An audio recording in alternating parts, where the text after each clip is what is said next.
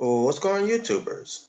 It's the Natural Born Thriller, and welcome everyone to All Elite Wrestling Review, the show from April 8th, 2020, where it pertains to giving you AEW Dynamite results. They're located at parts unknown. I think I have a theory of where they're at, but I'm not gonna really say much about that. Um, so just leave it as that.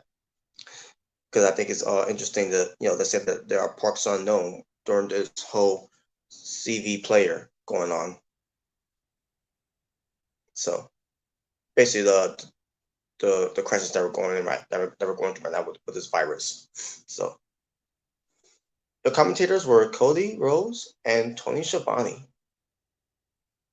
Well, actually, no, it wasn't. Now I remember now. It was Chris Jericho. Actually, my apologies. It was Chris Jericho and Tony Schiavone. So the opening show was Jake the Snake Roberts. He says that his history now. He says that his history will not be his destiny, and asks if any of us, if we would jump out of an airplane without a parachute, and compares that to standing in the ring with Lance Archer and thinking you have a prayer of winning. And from there, I knew right there that Lance Archer was going to be, starting off the show, for a wrestling match. So Jake Roberts continues by saying, if you step into the ring with Lance Archer, then it is done. And he said, you so happen to poor Marco, basically Marco Stunt, the 5 grader that Kevin Nash referenced on Twitter. Sometimes it's better to be believed to be fooled than to take action with refusal of doubt, which Marco did. And then Jake Roberts, taunts Cody Rhodes, and basically suggests that Cody might throw his match away if he ever gets a chance to face Lance Archer, basically where he pertains to the TNT Championship tournament. So, and that was basically it. And so then we get Jericho and Tony Schiavone, doing the commentary as we get the murder. Sorry, my throat. I got clear a little bit. We get the Murder Hawk Monster, Lance Archer versus some guy named Alan Angels. And basically it was a quick squash. And Lance Archer wins with a blackout. When you step into the ring with Lance Archer, who's the Murder Hawk Monster, everybody dies. Just saying. So yeah, I thought it was a squash match. It was all to pull over Lance Archer being this monster. So until we get to Lance Archer facing Colt Cabana in the tournament, can't wait to see that one. I want to see the Murder Hawk Monster kill Colt Cabana. And when that's done, no one kissing dicks, no one kissing guys from Colt Cabana. So, and then we get to the worst match, in my opinion. We got Dr. Shit Baker, DMD, versus Hikaru Shida. I have no fault in Hikaru Shida of her performance, but Shit Baker was shit once again in the ring. And the fact that match just lasted longer than it did is laughable. And it was pissing me off too. I was pissed off watching this match. Shit Baker at one point got bloody up because she, obviously she didn't take the move right. And when that happens, accidents happens. And she got kicked in the face for that.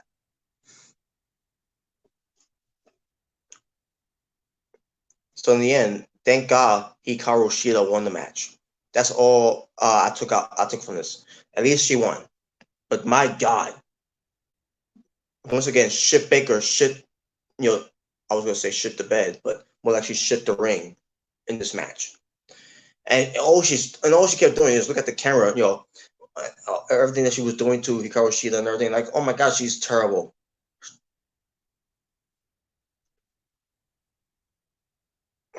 Moving on. Kenny Omega and Michael Nakazawa earlier on that day, talking about the days in Japan, and talking about they need a tag team name since Kenny Omega and Hangman Adam Page is not together that much because with this whole dilemma going on in the world, So they came up, but they want to call themselves best friends, right? And by I think they were in this trailer. I think they were in. All of a sudden, we see Orange Cassidy coming out of the door. He opens the door, and what do you know?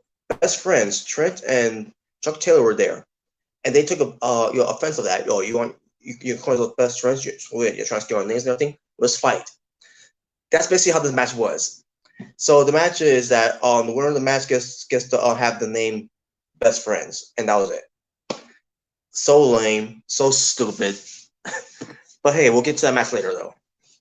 At least we get a match, right? So that's a plus side of it, I guess. We get a video package highlighting Jon Moxley versus Jake Hager for the next AEW Dynamite show. It's going to be no holds barred for the for the NWA. AEW, excuse me. Sorry. AEW World Championship. So, Jake Hager says that he has agreed for a Bellator fight in May. That was never announced, by the way, because the whole CV player going on. Now I'm gonna start using that from now on. CV player, which is coronavirus. But why am I adding the word player in there? Because we're saying CV, it's almost like saying CD player. So that's why I said I'm saying CV player. Yeah, it's corny, but that's what I'm going with. So sue me for that. Anyways, but Jake Hager says that he's been in the fight camp for a whole time. I remember in the video package that Jake Hager's wife said she has that Jake Hager has to win matches. She has to win. I mean, she says that Jake Hager, her husband, he has to win. It doesn't matter if it's Bellator, doesn't matter if it's wrestling, he has to win. Otherwise, he ain't coming home. No loser ain't coming home to him. Okay. I don't know because here's the thing. I guarantee to you, once that happens, Jake Hager obviously Jake Hager ain't gonna win. They're not gonna put the belt on him. No offense to Jake Hager, but they ain't gonna put the belt on him. So in a way, it's a lose-lose situation for someone like me who's a fan of Jake Hager. Especially in his time in WWE when he was Jack Swagger. And the fact that his wife said that he's not coming home if he doesn't win the belt. Yep. Good luck. Yeah. So Jake Hager unfortunately ain't gonna win, so that means he ain't coming home. He ain't coming home. But Jon Moxley talks. He says that Hager pretty much is who knows so the paradigm shift basically the way he was talking about it because he's a monster and everything. And he's like a monster from a monster movie, whatever. But this match will be no bar, which means he could do anything he wants, and he could try to to do things to take Jake Hager that's not going to have him get back up again. And yeah, I'm pretty sure this is not going to be the main event for the next AEW Dynamite show.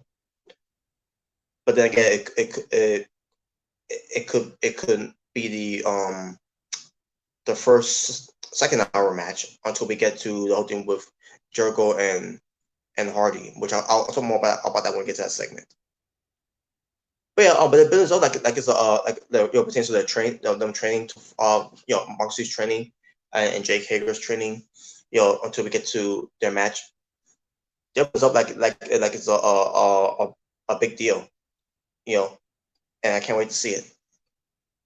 So I'm looking forward to it. Cody Rhodes talks about the TNT Championship. Says that the Warner Media was really pushing for it, and now they're going to go for it. He and Shawn Spears talks about the tournament and their match and their history together. Probably it was a real package, between Cody Rhodes and Shawn Spears, because during the tournament they're gonna begin the tournament by facing each other, and they're rehashing their rivalries and everything from what happened um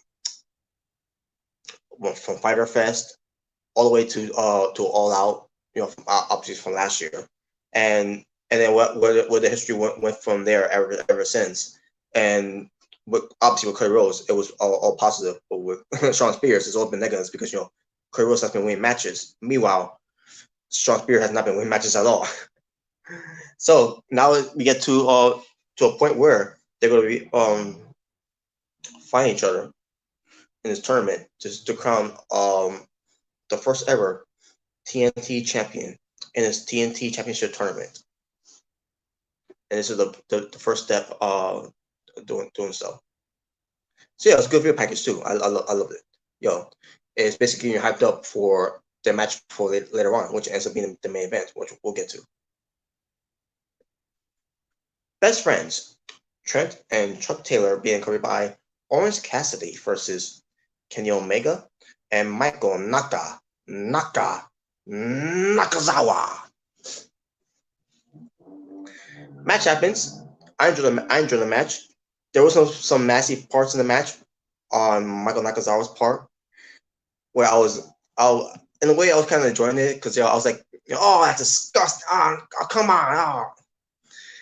Basically the whole thing with his man thong he took out while even taking out his tights. Yeah, it's possible to do that, folks. And somehow Michael Nakazawa made that possible. But yeah, the match itself, I thought it was. I know someone who didn't like the match, by the way. I can't wait to hear his review of it on his podcast. James E. Cornette. Just saying. Anyways, but I enjoyed the match though. Despite the silliness that was going on between Michael Nakazawa, especially with the whole baby oil thing, which was entertaining, I enjoyed it for what it was. In the end, I'm trying to remember how it happened. I can't remember if it was like some type of distraction. And by the way, Orange Cassidy got involved in the match too, by the way, which I understand how he got involved by attacking Kenny Omega. But then again, Kenny Omega was not legal, so I guess that. But at the same time, I remember Kenny Omega was, if I can remember, when they first did the TNT debut for AEW Dynamite. I could swear Kenny Omega at the time was legal in the match. We got attacked by someone who was not in the match and within John Moxley. But I don't know. Sometimes they just screw up the rules and everything. It gets annoying and it gets really irritating. But in the end, it was Best Friends winning the match. So Best Friends ends up keeping the names of being called Best Friends. And there you go. We get a video vignette of Brodie Lee with the Dark Order members. Not Stu Grayson, not Evil Uno. Don't know where they are at. And not even with Alex Reynolds and Strong Silver. It's basically the minions. So basically Brodie Lee is talking to them, how sloppy they are and everything, blah blah blah. And he talks to one of them. He says, I got a unique opportunity for you, ever. And they took that person with him. Don't know what's that about. Now this is one of the weakest ones, what pertains to the segment that Brodie Lee was doing, as Mr. Brodie, with him wearing the suit and everything. I gotta mention this, by the way. There was some woman opened the door for Brodie Lee, or should I say Mr. Brodie, so I thought she was cute. I don't know if she's gonna be involved more, but I thought she was cute though. Oh, by the way, I forgot to mention this. They had all these the rosters being on fans in the crowd. So basically, the whole a heel on one side and then baby faces on the other side. That's what they were doing again, which is good. They're doing that. I'm glad they're doing that again. Because last time they couldn't do it before, but now they're at a Parks Unknown area, wherever they're at. They're allowed to do that now, so that's great.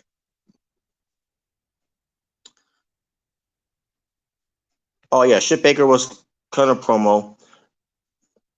She was being interviewed backstage. I don't know who interviewed her, but I really don't care. She talked about and this was stupid. She talked about how she was playing dirty. She's the dirtiest wrestler and everything, blah, blah, blah. Yeah, because she knows how to wrestle, unlike you. And then she said, she didn't hit her, she didn't break her teeth, whatever. And she's like, you know what? Even if she did, I can fix it because I'm a dentist. A dentist cannot fix their own teeth. That's impossible. Shit in the ring and shit on that promo. Shit Baker was in full effect on that night. She sucks, man. I can't believe this, man. Why is she a wrestler? And why is she in AEW? Your man's in WWE, in NXT. You were there before. And I'm talking about her being in the crowd. I'm talking about her wrestling before. She wrestled against Shayna Baszler. I believe it was back in 2018, if I recall. But the point is, you were there. Why didn't you go with them? Alan Cole's right is there. You told me you can't be with Alan Cole there?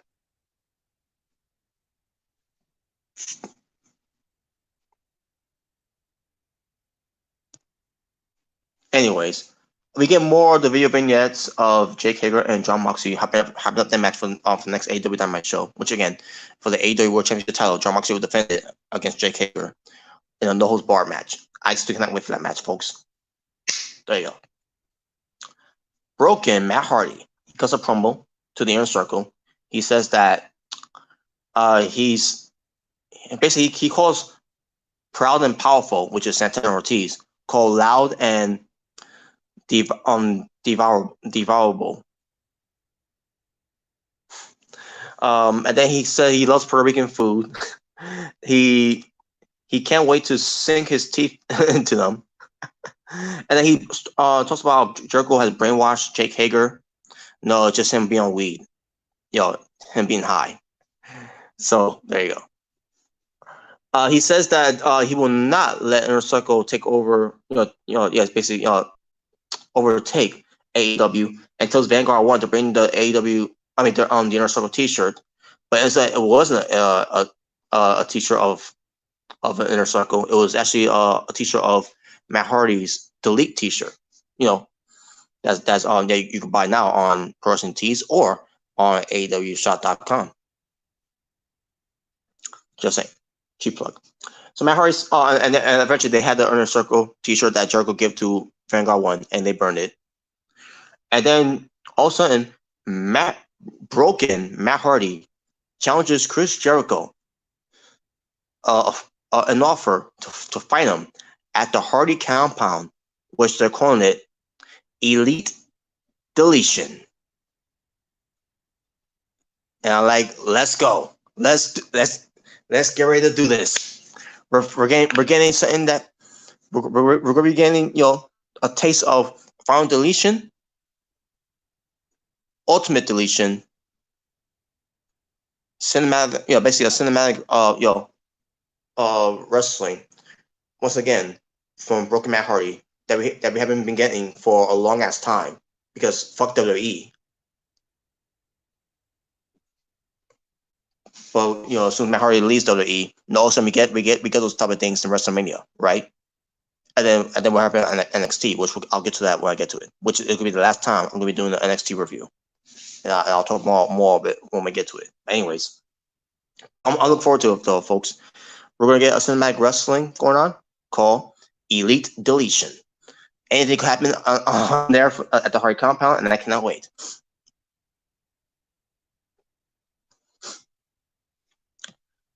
Lee Johnson, who he is, I have no idea. But he ends up losing to the Exalted One, Brodie Lee. And there you go. That was it. Now Brodie Lee, obviously, he performed very good in the match. And there you go. He won with the discus lariat, and there you go. Nothing to say about that. Brodie Lee wins. The first round of the TNT Championship Tournament. The chairman of AEW, Shawn Spears, versus the American Nightmare, Cody, being accompanied by Randy Rhodes. Match itself was good, but the finish was weird.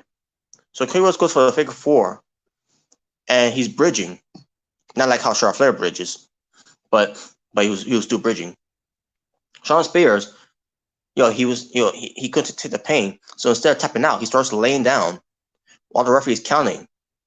And Shawn Spears could have just could have tried to raise his shoulder up and everything. Nope, he kept his shoulder down even though he didn't pass out. He was in pain while he was in the figure four, and he allowed the referee to hit the mat 3 times as his shoulder was down. That was a weird finish, but Cody Rhodes won, and that's basically it with that show. It was a weird finish, but hey, it was still a good match though. So there you go.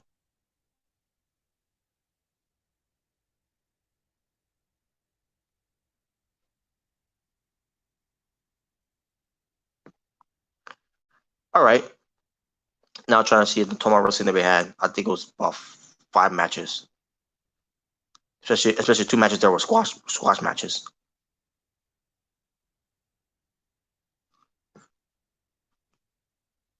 Yeah, 5 matches. That's the total wrestling that we had for AEW Dynamite from April 8th, 2020, which was my cousin's birthday, who turned 32. I was gonna say 33, but no, he's 32. So happy birthday to my cousin. I'll give him my birthday shout out to him as well. Just haven't heard from him yet. I hope he's doing it right though. But which I know he is. But happy birthday to my 32-year-old cousin. So there you go. Also, I'll put his YouTube channel, because he's got a YouTube channel. I'll put his YouTube channel link into the description box, so you all go to him and you can subscribe to him and see what he does on YouTube. So so there you go. But my overall rating for the show, I'm gonna go with a 9 out of 10.